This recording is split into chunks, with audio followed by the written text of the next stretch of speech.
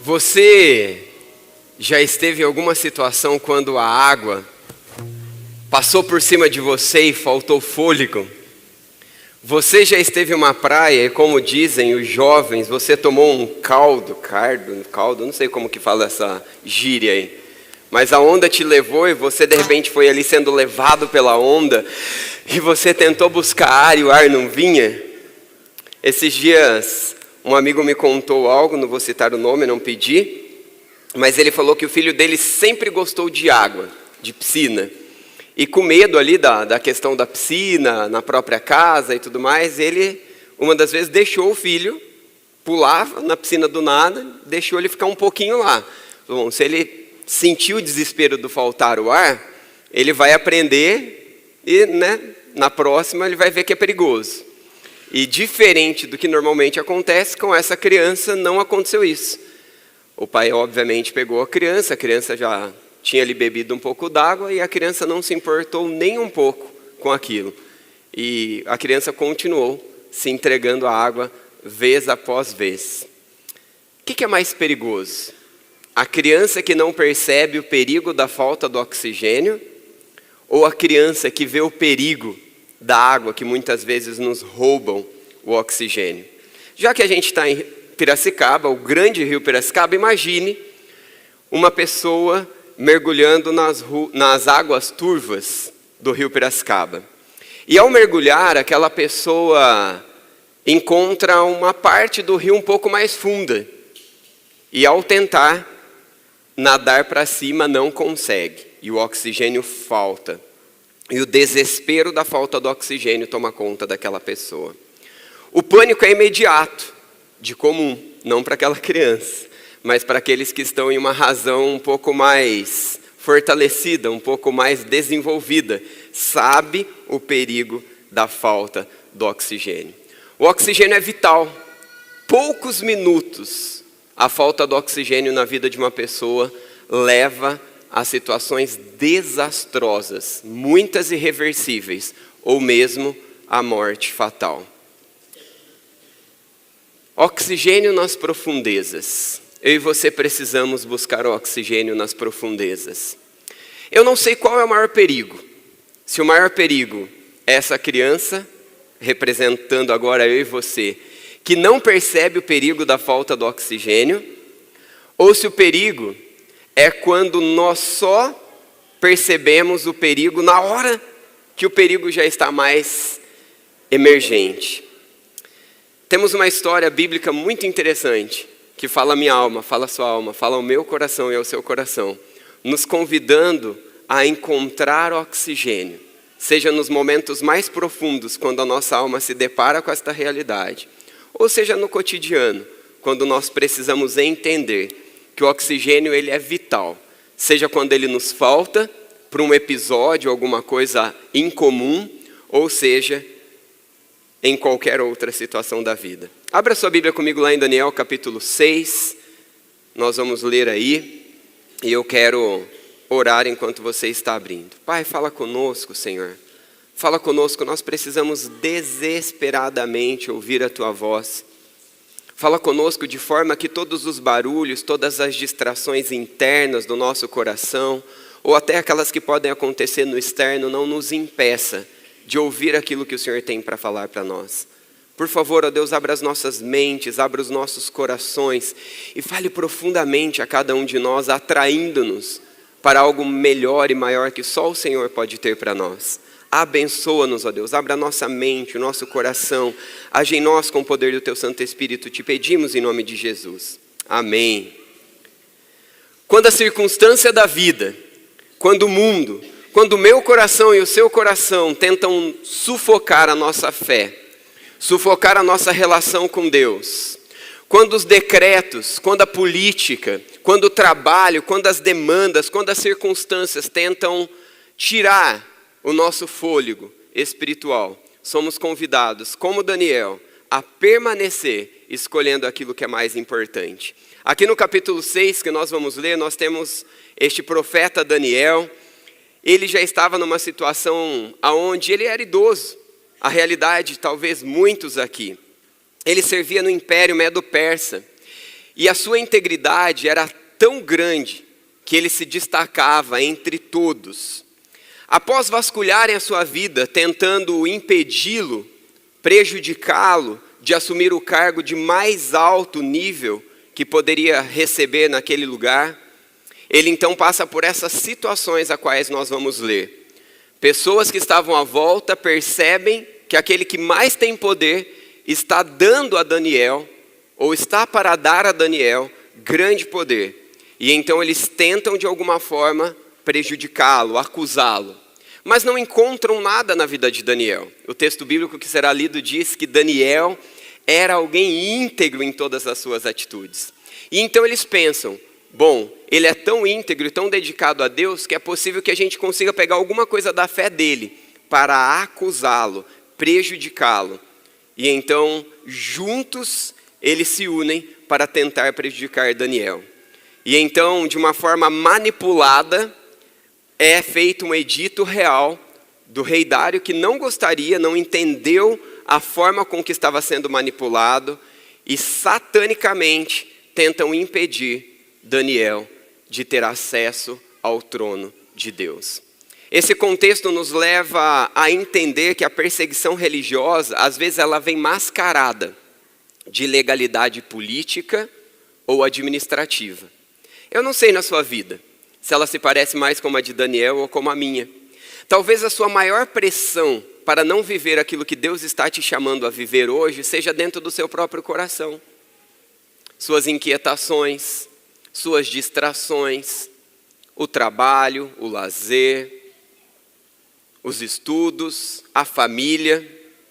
Temos relatos de homens e mulheres de Deus na história que mesmo com muitos filhos, muitos barulhos e muitos agitos, paravam para orar, independente do que estava acontecendo à volta. Que vergonha para mim, que vergonha, que sempre encontro uma desculpa com 2 filhos para orar um pouco menos. Vamos à Bíblia? Daniel capítulo 6, eu não vou ler o texto inteiro para vocês, mas eu quero lendo alguns versos, eu vou sempre falando o verso no começo. O tempo na manhã, infelizmente, não me permite ler o capítulo inteiro, que tanto eu gostaria, e desafio que você o leia. Capítulo 6, versículo 1.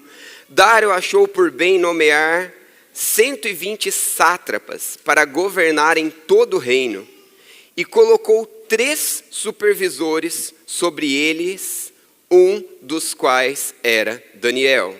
3.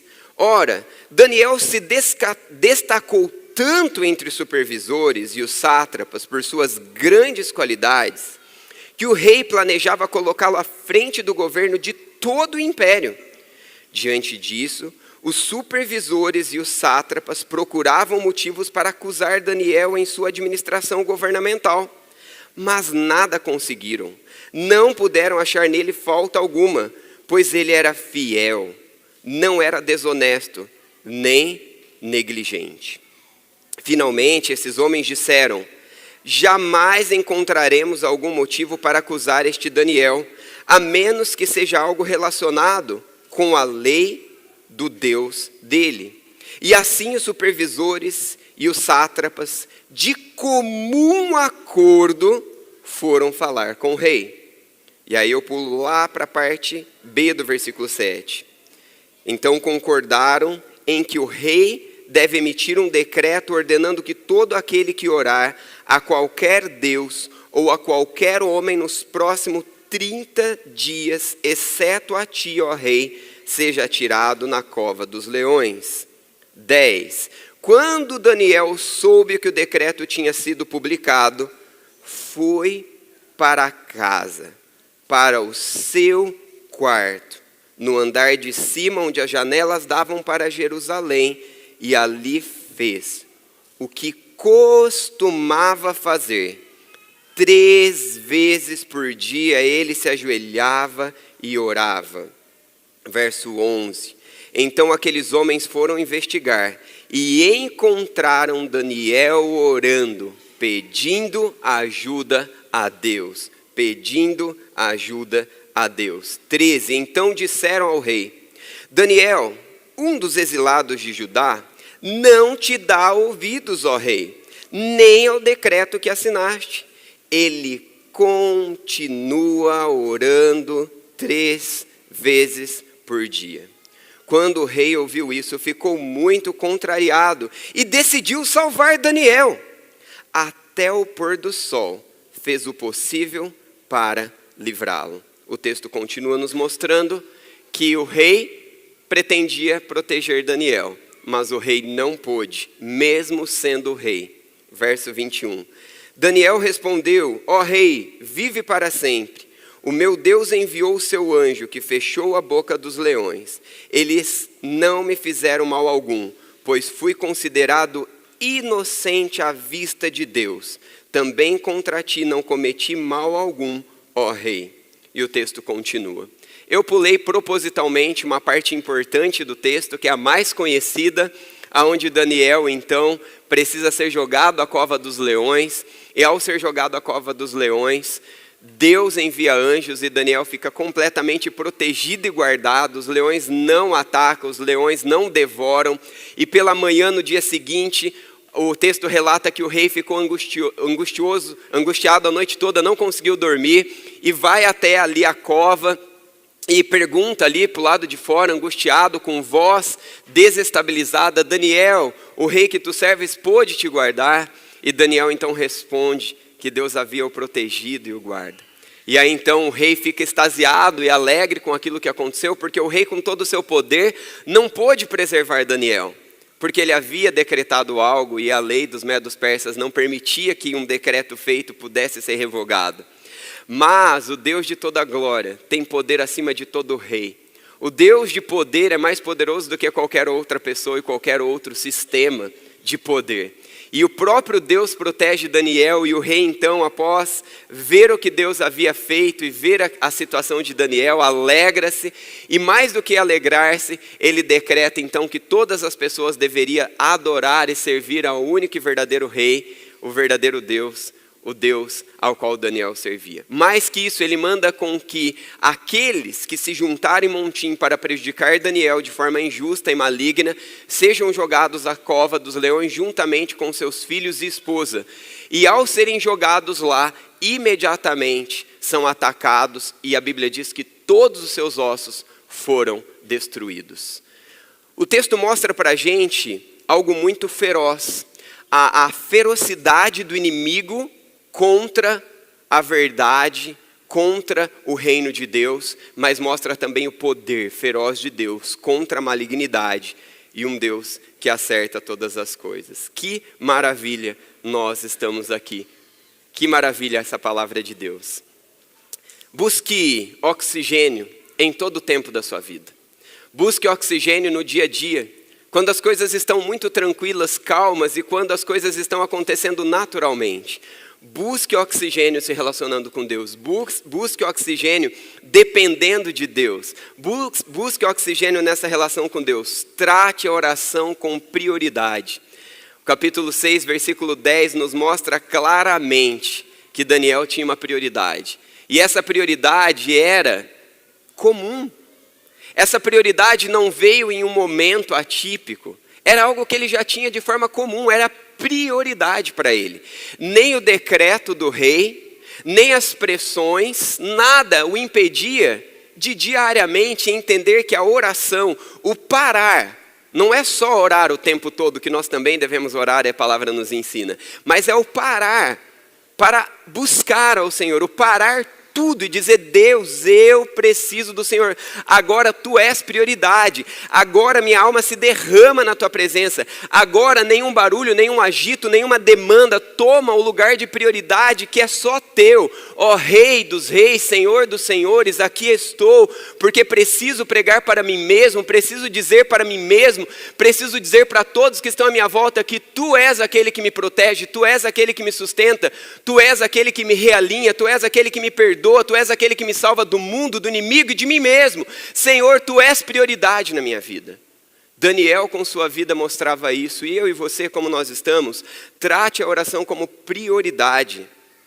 Perceba que Daniel tinha um cargo de grande importância. Ele não era alguém desatarefado, ele não era alguém que não precisava cumprir tarefas e demandas, muito pelo contrário, como eu e como você, tarefas e tarefas, demandas e demandas, barulhos e barulhos, agitos e agitos, tudo tentando nos tirar do foco. Mas este homem sabia que a oração precisa ter prioridade. A palavra no original aqui, orar, no aramaico, é uma palavra que nos traz a ideia carregada de inclinar-se. Inclinar-se, seja fisicamente ajoelhando-se diante de Deus, ou quem sabe ajoelhar-se fisicamente e espiritualmente, não importa a posição física, o que importa é todo ser derramado, inclinado, parado, submisso, dedicado completamente a pedir ao Senhor, com consciência de que Ele é aquele que está acima de tudo e todos, e que mesmo quando reis, mesmo quando poderes não podem defendê-lo, o Senhor continua defendendo. O primeiro dever do homem é glorificar a Deus. Daniel fez isso como prioridade absoluta, mesmo diante do risco de morte. Quais são os riscos que nós estamos olhando para eles como grandes e poderosos e ignoramos? Que na verdade a intimidade com Deus, a dependência de Deus, a oração é o verdadeiro oxigênio da alma, do qual se ficarmos sem, pereceremos. Mas parecemos estar cercado de outras coisas que são mais urgentes. Mateus 6,33 nos diz, busque em primeiro lugar o reino de Deus e a sua justiça, e as demais coisas vos serão acrescentadas. Que o Senhor nos ajude, como Daniel, priorizar a oração. Warren Wiersbe afirma: se você não caminha com Deus na luz, terá dificuldade de encontrá-lo nas trevas. Então Daniel, ao vivenciar um momento de trevas, ao vivenciar um momento de pressão, ao vivenciar um momento de angústia, um momento onde tudo e todos pareciam contrário a ele, e onde nada poderia salvá-lo, ele sabe que sim, o Senhor de toda a glória é capaz de salvá-lo, de resgatá-lo, de encontrá-lo, de transformar aquela situação. O caminhar diário com Deus me leva nos momentos mais difíceis ter capacidade de me refugiar no Senhor. Para minha vergonha, eu preciso contar que quando a Thalita estava no parto do Tomás, meu filho mais velho, e as situações complicaram muito, e a equipe médica vinha no corredor dizendo: quem vai falar para o pai? E a Thalita tinha parado de gritar. E a equipe sai da sala e eu ouço quem vai falar para o pai, porque eu estava espiando no corredor desesperado, porque confio mais na circunstância do que em Deus. Mas o Deus de toda a graça me ensina que quando eu caminho dependente, em uma comunhão contínua com o Senhor, estes momentos eu não vou confiar no espiar no corredor, na palavra que ouço parcial de que uma equipe médica diz, mas eu confio no Deus que está acima de tudo e todos, que tem poder sobre a morte e sobre a vida. Assim como Daniel priorizou Deus acima do decreto, acima da morte, acima da vida e da circunstância, Cristo priorizou a vontade de Deus acima da sua própria, lá no Getsêmani, para que eu e você pudéssemos ter acesso a Deus. Que valor estamos dando a esse acesso? Ah, Deus, perdoa-nos. Mas essa prioridade não era só um surto emocional, não era um religiosismo meticuloso, tentando confiar em si mesmo. Não era também um legalismo, como se aquilo não fosse feito, ele não fosse salvo, ajudado por Deus. Mas era um quebrantamento, era um reconhecimento da grandeza de Deus e da necessidade de alinhar-se a Ele, depender dEle, enraizar-se nele. Por isso Daniel não apenas trata a oração como uma prioridade, mas Daniel trata a oração como algo regular. Trate a oração como regularidade, com regularidade. O ritmo da piedade que antecede a crise. O ritmo da piedade que antecede a crise. Podemos viver escondidos e abrigados no Senhor, mesmo em meio a todas as circunstâncias. Não é uma obrigação, é um privilégio. Não é um legalismo, é uma bênção. É um esconderijo, é um auxílio. Ah, Senhor, eu faço de Ti o meu refúgio, minha torre alta, como o salmista, no Salmo 42, no versículo 2 a 4, nos convida. O Senhor é minha torre alta, o Senhor é meu refúgio, para onde irei, para onde me esconderei? O Senhor é o meu alto e seguro refúgio. Daniel costumava fazer a oração 3 vezes ao dia, era um costume, era uma piedade que se tornou regular. O quanto as coisas de Deus, o quanto a oração tem sido regular nas nossas vidas. Que o Senhor nos ajude a ter isso como prioridade e também como regularidade Decida não por legalismo. Se eu não orar num desses momentos que eu coloquei o celular para despertar, vou morrer e vou para o inferno, queimar eternamente. Se eu não orar uma dessas vezes, pronto, meu dia vai ser um desastre. Não, é Deus, eu não quero deixar de orar mais uma vez. Eu quero orar essas 3 vezes e quem sabe mais algumas, porque Tu és o oxigênio no fundo das profundezas, quando a minha alma não encontra oxigênio. Não é legalismo, é necessidade. Não é legalismo, é piedade. Não é legalismo, é desejo de amar ao Senhor, é desejo de ter uma alma que desfruta de Deus num mundo enganoso. Nós somos extraterrestres em um mundo que não pertence a nós. E este mundo não pode satisfazer a sede e a fome da nossa alma. Por isso, enquanto estamos neste mundo de passagem como extraterrestres, precisamos estar conectados com Deus o máximo possível através das ordenanças, ou melhor, dos recursos espirituais, das ferramentas espirituais, para que a nossa alma seja alimentada da eternidade, para que a nossa alma seja alimentada do céu, da presença de Deus, já que esse mundo não nos satisfaz. Que a oração seja prioridade e regularidade, sempre na minha e na sua vida. Daniel orava com regularidade porque ele estava pronto para ser fiel. Ele desejava obedecer ao Senhor. Ele desejava tratar as coisas de Deus de forma inegociável. Trate a oração como algo inegociável. Ali no versículo 11... até o versículo 13, depois no versículo 16, fica claro o quanto ele não negocia. Ao receber uma sentença, ao receber uma orientação de condenação, não ore, pare, resolva o problema, cuida do seu filho, trabalhe, senão o salário não vai entrar na sua conta. Estuda, senão você não tira nota. Daniel decide confiar em Deus. Diante da ordem, diante do mandato, diante da dificuldade, Daniel entra no quarto e, como de costume, ele ora ao Senhor. Ele não dá ouvidos às pressões, ele não dá ouvido às situações, ele para e dá ouvido ao Senhor. Augusto Nicodemos diz: o Deus de Daniel continua vivo. O que falta hoje são crentes com a postura inegociável de Daniel, diante de uma cultura que exige que nós nos dobremos diante dela. Senhor, nos perdoa. Quantas coisas nós temos nos prostrado ao invés de nos prostrarmos diante de Ti. Que o Senhor nos ajude, que o Senhor nos fortaleça. Tem uma frase importante aí no próximo slide, eu vou pedir para a Nath. Não é a Nath, eu já não enxergo mais de longe. Acho que eu sei quem é, mas não vou arriscar. Com óculos eu saberia. Eu também não enxergo a frase lá no fundo, mas aqui eu enxergo.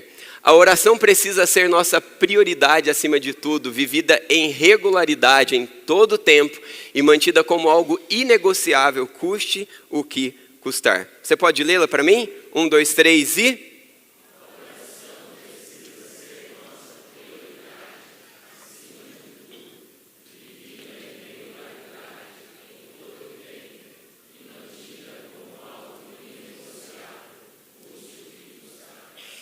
Amém.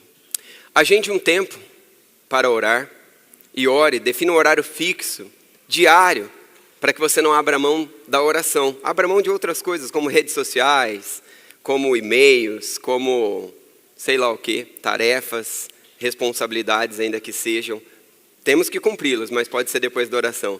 Vença o cansaço diário, trata o cansaço não como desculpa para não orar, mas como motivo para buscar sustento em Deus, ainda que seja sustento ao cansaço.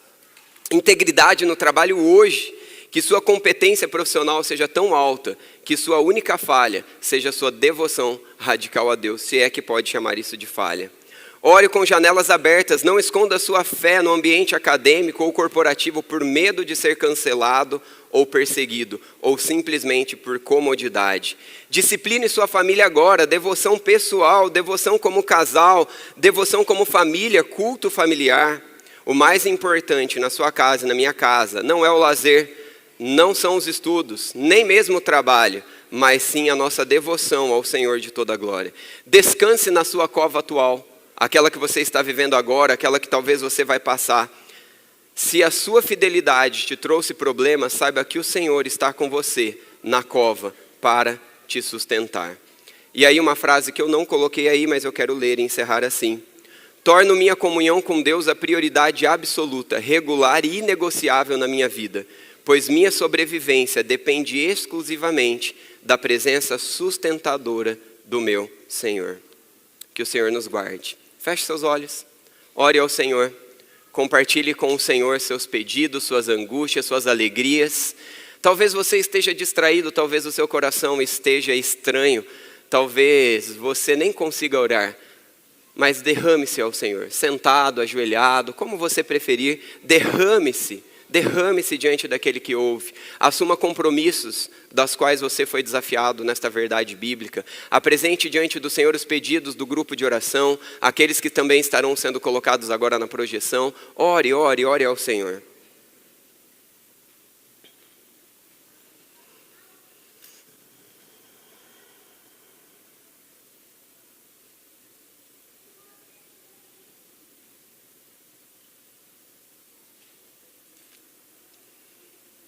Ore com seu cônjuge, ore com seus filhos, ore com seus amigos, ore sozinho. Aproveite este momento.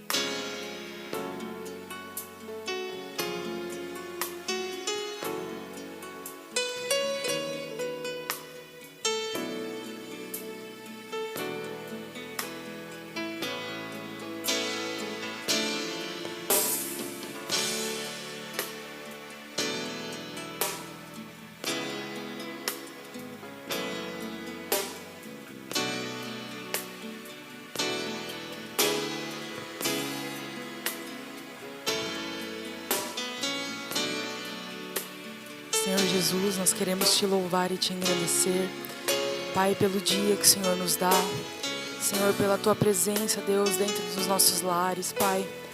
A tua presença, Deus, ela tem que ser prioridade nas nossas vidas. Nos dá mais sede, mais fome, Deus, de buscar pela tua presença. Que o teu Espírito Santo, Deus, nos conduza diariamente, Deus, em todas as nossas ações. Que nós não tenhamos vergonha do Evangelho, Senhor, mas pelo contrário, que aonde nós estivermos, nós possamos, Pai, mostrar quem Tu és, Pai, mostrar a Tua glória. Recebe, Senhor Jesus, a nossa adoração, Senhor, que ela seja diária e não somente, Deus, aqui nos momentos de culto. Nós entregamos a nossa família perante o Senhor. Deus, os desafios, Pai, que cada um enfrenta no seu dia a dia, que o Senhor possa, Deus, conduzir, Pai, cada ovelha, Senhor, que o Senhor possa conduzir, meu Deus, cada pai, Pai, ao instruir seus filhos, cada mãe ao instruir seus filhos, que os nossos filhos, Pai, aqueles que já têm e aqueles que ainda terão, possam, Deus, amar ao Senhor pelo que vem em nossas vidas, Pai. Nós te louvamos, te bendizemos, Pai. Entregamos, Pai, o restante do nosso dia nas Tuas mãos, Pai. E que o Teu nome possa ser engrandecido em todo o tempo, Pai. Toma a nossa semana, toma o trabalho, toma os estudos, toma aqueles que ficam em casa, Pai, ali servindo a sua família. Mas que em tudo que nós fizermos, nós glorifiquemos o teu santo nome. Em nome de Jesus. Amém. Continuemos orando.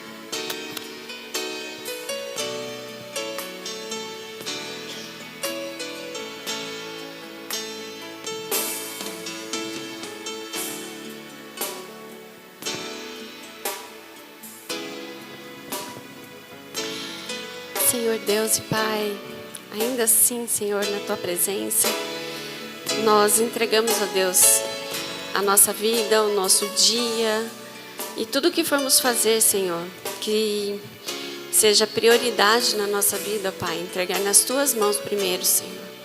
Que seja prioridade a nossa vida, ó Deus, nos entregarmos a Ti antes de qualquer coisas que vamos fazer, ó Pai, antes de qualquer decisões que vamos tomar, ó Deus, que nós busquemos a Ti, ó Pai, para que o Senhor possa nos orientar e nos conduzir, ó Deus, com o Teu amor, com o Teu cuidado, ó Deus, com a Tua proteção, tudo, ó Deus, que o Senhor pode nos dar, todas as bênçãos, que nós possamos buscar a Ti primeiro, ó Pai, e que o Senhor esteja conosco, ó Pai, em todos os momentos, cuidando de tudo que envolve as nossas vidas, em relação ao nosso trabalho, nosso dia a dia, Deus, em tudo que formos fazer. Que o Senhor esteja cuidando e esteja conosco. E abençoa também, ó Pai, a todos que estão precisando de Ti nesse momento, ó Pai. Que todos que estão esperando em Ti nesse momento, ó Pai, em todas as situações da vida, que o Senhor chegue até elas, ó Deus, com esse amor que é infinito, ó Pai, com esse cuidado que vem de Ti, ó Deus, que o Senhor nos encontre, Senhor, em todos os momentos, e que nós possamos também, Senhor, buscar antes de qualquer coisa que vamos fazer na nossa vida. É o que eu peço e agradeço, em nome de Jesus. Amém. Continuemos orando.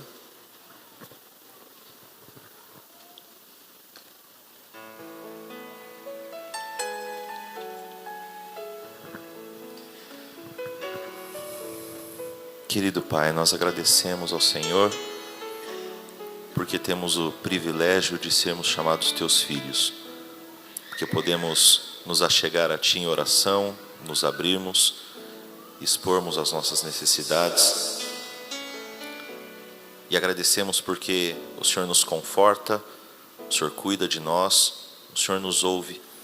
Às vezes a resposta é diferente daquela que queremos ouvir, mas nós sabemos que a resposta sempre vem de acordo com a nossa necessidade e de acordo com a Tua vontade. Nós Te louvamos porque Tu és soberano sobre nós, Tu és poderoso, e por isso nós somos gratos a Ti, ó Deus, em nome do Senhor Jesus. Amém. Amém. Senhor, nós queremos tanto a Tua ajuda para Te buscar. Nós sabemos que o Senhor é grande, que o Senhor é poderoso acima de tudo e todos, mas nós nos distraímos, nós nos esquecemos, nossos olhos brilham com brilhos deste mundo, nosso paladar se distrai com gostos deste mundo.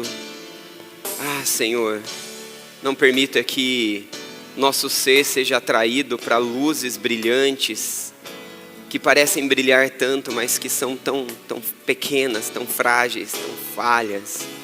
Abra os nossos olhos para ver quem Tu és e a Tua glória, para que nosso compromisso de prioridade, regularidade, fidelidade na oração seja um resultado de um relacionamento verdadeiro contigo. Que entende quem o Senhor é, entende a grandeza do Teu amor, entende a grandeza do Teu caráter, do Teu poder, e também da identidade que o Senhor nos deu em Ti, como filhos do Senhor. Senhor, permita que neste mundo tenebroso, que o Senhor mesmo disse que teríamos tantas aflições, desfrutemos o tempo todo de viver refugiados no Senhor, que já venceu este mundo e nos chama à eternidade. Permita, Senhor, que as nossas dores, que as nossas conquistas ou quaisquer outras coisas, nos leve a conhecer mais do teu caráter, da tua pessoa. Senhor, olha para os pedidos de oração que estão nas listas de oração de cada um de nós aqui e também no nosso grupo de oração aqui da igreja. Olha, Senhor, para os motivos que apresentamos aqui na tela, que entendemos que precisamos constantemente clamar ao Senhor por esta igreja. E permita, Senhor, que a graça do Senhor alcance cada um de nós, consagrando, nos fortalecendo, nos limpando, nos levantando, nos transformando, nos resgatando, nos curando-nos. Senhor, ali aonde é impossível para nós, aonde o decreto é de condenação e de desesperança, Tu que és um Deus que muda decretos, ou que nos sustenta em meio às condenações, ou que nos salva, mesmo dentro da cova de leões, alcança-nos com teu braço forte, seja simplesmente para nos esconder e abrigar em Ti, na esperança eterna, ou seja para que vivenciemos experiências de milagres e poderes sobrenaturais do Senhor, mudando vidas, histórias, libertando, transformando, para que sejamos fortalecidos na fé. Seja uma coisa ou outra, não nos deixa fora do privilégio de nos escondermos e nos abrigarmos em Ti. Não permita, Senhor, que vivamos como uma criança insensata, imatura, achando que não precisamos do oxigênio da Tua presença, da relação íntima e dependente do Senhor. Dá, ó Deus, que o nosso coração se renda a Ti, se esconda em Ti, em nome de Jesus. Atraia-nos para o Senhor, cura-nos, restaura-nos, opera milagres daquilo que temos pedido ao Senhor. Seja o milagre que pedimos, ou milagre para vivermos a Tua graça que nos basta, em nome de Jesus. Amém.